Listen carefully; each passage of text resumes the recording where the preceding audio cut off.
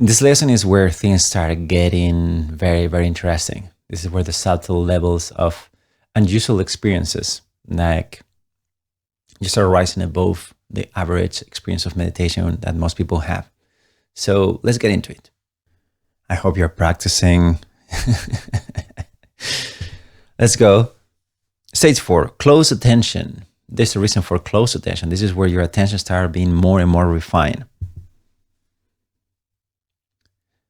The goal of this stage is to overcome scattering of attention caused by gross distraction and strong dullness. So important, well, I will go through the what does it mean a bit later. So to achieve this, one needs to develop another thing that is called introspective awareness. So let's go through these terms for you to understand what this means. So gross distraction. As we said before, imagine this is the center of your attention, and this is the periphery of your attention. So in stage 3, we learn that, imagine that now that my blue spot is the breath, and this is your field of attention. So in the stage 3, we learn that you just want to have it all the time around. It sometimes goes in, sometimes goes down, and the fact that you are always keeping the blue dot will be the breathing, in this case, as an analogy. It's going back to the center. That's basically what is stage 3. Stage 4 is actually, so that is called gross distraction. So you didn't completely disengage from it. But so it's in the background, but it's not so much that will cause complete disengagement and forgetting. So you stay here with the object, and what we want in stage 4 is to keep it here and not let it move. Another important problem in this stage will be strong dullness, which would be, like your head is nodding, like it falls down because your body has this typical reflex of finding the balance again, but you kind of like nodded for a little bit. But what's happening there, you're forgetting the object just in a different way, right? You're just forgetting because the whole thing of being aware and being alive kind of disappears. Now, the tool or the aspect that you say, okay, what do you have to do if you cannot force your attention and you cannot restrict? What is the thing that you have to do to actually develop the capacity to keep the breath all the time in the center of your attention, which is not just aware of it, it is in the center. That is a clear moment by moment all the time. You can imagine this is suddenly gives you not just the peripheral feeling of attention, the fact that you're really focusing on it. A spontaneous analogy. Imagine that you're watching a movie and the movie is the breath and your attention is if you look at the movie or not.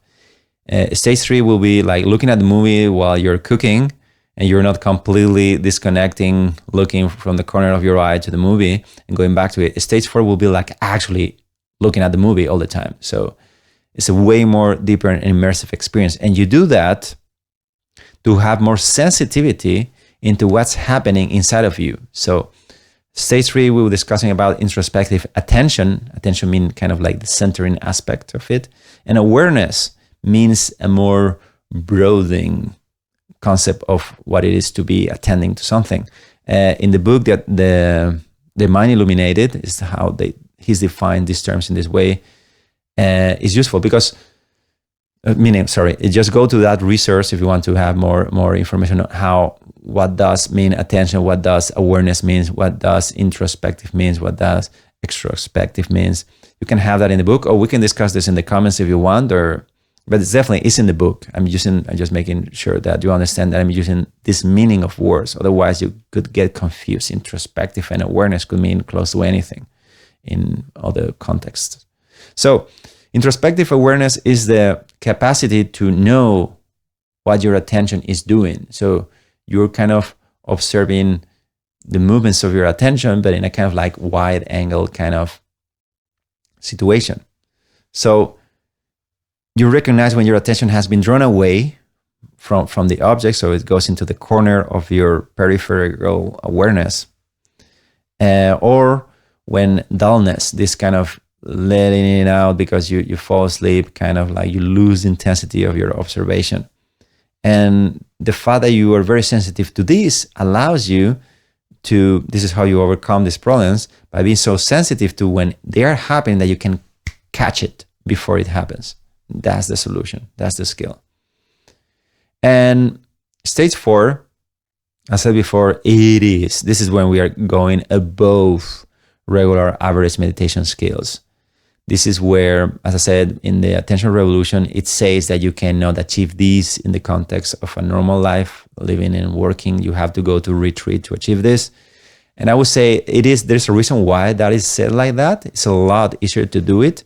But I do believe with systems like the one that I'm suggesting you and coaching and all that, I believe more like in the Mind Illuminated, you can actually achieve it, because that's obviously my experience. Otherwise, I wouldn't be doing this and suggesting people online to do this if I thought there's no other chance, you have to go on retreat.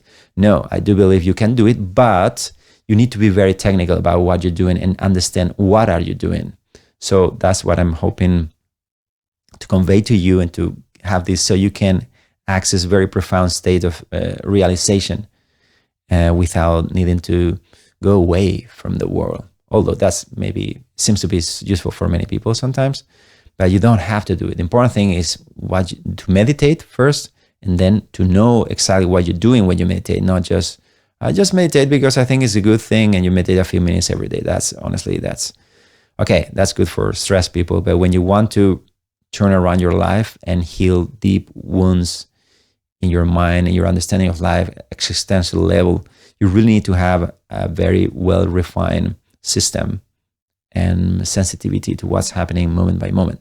So many people, this feels so, if you will tell people, okay, you keep your attention in the center all the time while you meditate, most people will assume, okay, that's it, you made it.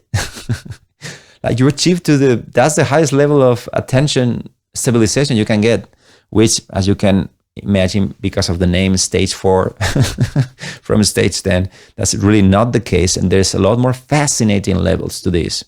But nevertheless, this will be very, very unusual for a normal mind. Most people will tell you that their minds just jump around like every few seconds, if they even notice that is happening. They will certainly notice if they try to sit to meditate.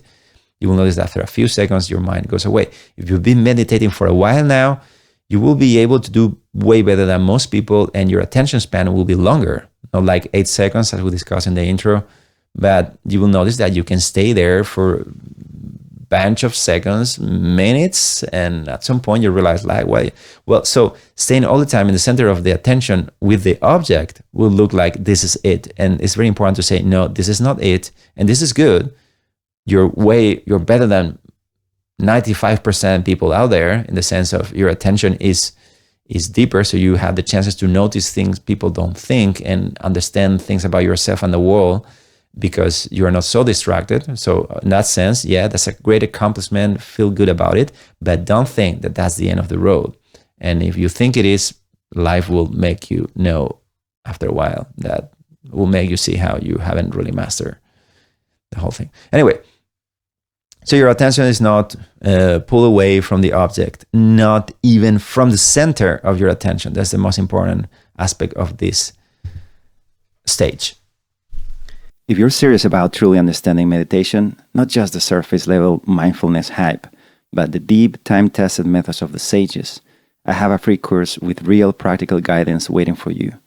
And if you struggle to stay consistent with your meditation practice, join our free community for accountability, live online meditation sessions, and discussion circles that will keep you supported every step of the way. You'll find the link to join in the description or the comments below, so you will never have to do this alone. See you there.